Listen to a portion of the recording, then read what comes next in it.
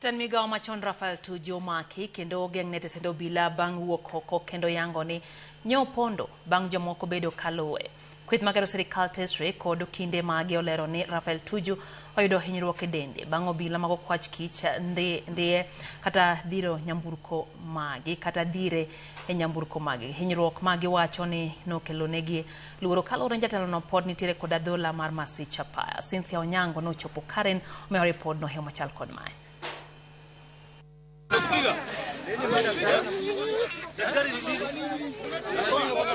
Mayuak ni en achiel kuom jochiw thieth mariko donjo e tesendo obila ma Karen temo chiwo thieth mar uya ne jatend migao machon Rafael Tuju bang' obila gole e nyamburko margi.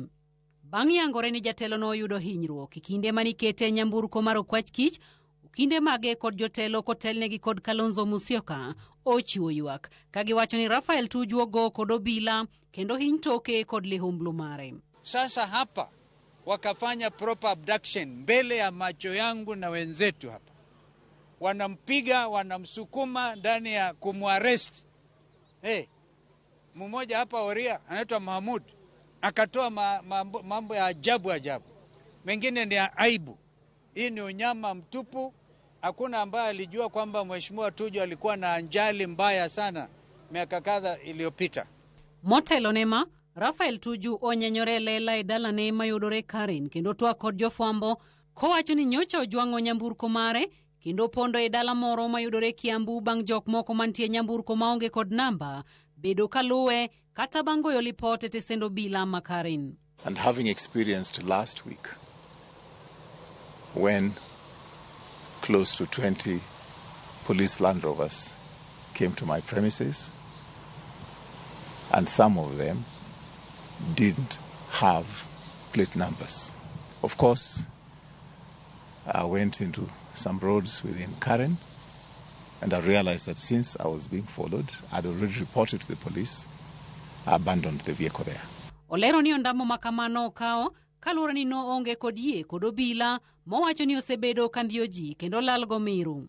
You may ask, why didn't I go to a police station to report?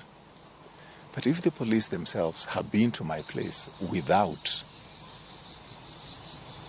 plate numbers on their vehicles, how do you go report? I think there was a case of Gaido who was abducted at Karen police station. E kinde ma jatelo ni otieko loso kod jofwambo, obila mag okwach kich machakre okinyi ochung' e rangae ogeng'o yor donjo kendo nyiso kindege ni gidwaro kawo Tuju kendo chwale tesendo obila ondik dhoge ewi ma okwach kich wacho ni nyochiwo neno ma miriambo. Is he under arrest? For what reason? Just tell us the reason. We are the lawyers. Ywaruok obedo e kind jotelo kod okwach kich kod okinde kuom kinde.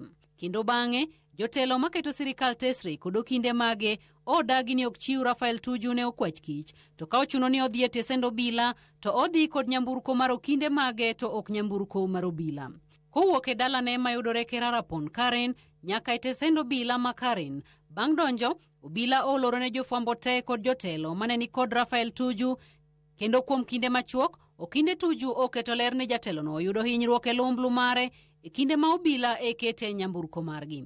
Okinde magi ochuno obila mondo okel lakteche kendo rangi ma jatelo no mapiyo, dwaro makata kamano okaw seche kendo jochiw thieth ma ochopo achiel kuomgi oduogo kachalo kama. Penjo kata kamano pod luoro lal mar jatelo no kuom seche 24 ka e kinde ni oyudo thieth e tesendo obila ma Karen. Cynthia Onyango, Ramogi TV, Nairobi.